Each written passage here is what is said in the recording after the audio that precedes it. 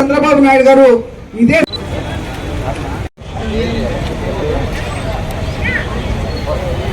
తీసుకోవడం జరిగింది. గత సంవత్సరం ఆగస్టు అదే సమయానికి అన్ని డిపో కేంద్రాల్లో స్థానిక ప్రజాప్రతినిధులను చంద్రబాబు నాయుడు గారు దివ్యాంగుల కోసము మొదటిగా సంక్షేమం అమలు చేసిండేది ఈ రాష్ట్రంలో చంద్రబాబు నాయుడు గారి నేతృత్వంలోనేది వాస్తవం. ఆ చిన్న మొక్క సంక్షేమ రూపంలో వేసినటువంటి చిన్న మొక్క ఈ రోజున అతిపెద్దదై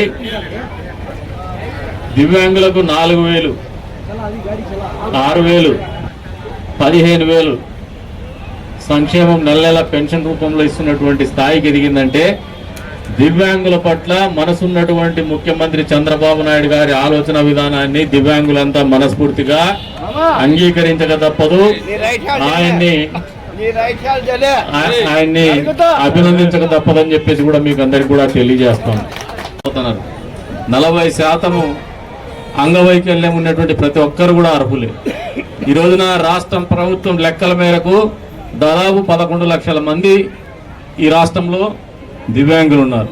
వారందరికీ కూడా ఈ పథకం వర్తిస్తుందని చెప్పేసి కూడా మీకు తెలియజేస్తా ఉన్నాను. అంటే అతిపెద్ద సమాజంగా ఉన్నటువంటి మీరు కూడా ఇంత పెద్ద ఎత్తున లబ్ధి పొందుతున్నటువంటి సందర్భంగా మీకు అందరికీ కూడా అభినందనలు, శుభాభినందనలు. రాష్ట్ర ప్రభుత్వం కానీ ముఖ్యమంత్రి గారి ఆలోచనలు కానీ మీరందరూ మనస్ఫూర్తిగా అభినందించాలని చెప్పేసి కూడా కోరుతా ఉన్నాను. కృతజ్ఞతగా ఉండాలని చెప్పేసి కూడా కోరుతా ఉంటాను. ఏదైతే ఆర్టీసీ వాళ్ళు అడిగినారో 20 బస్సులు, 20 కాదు ఇంకా ఒక 5 ఎక్కువ బస్సులే తీసుకొస్తా అని చెప్పేసి కూడా ఈ సందర్భంగా తెలియజేస్తాను.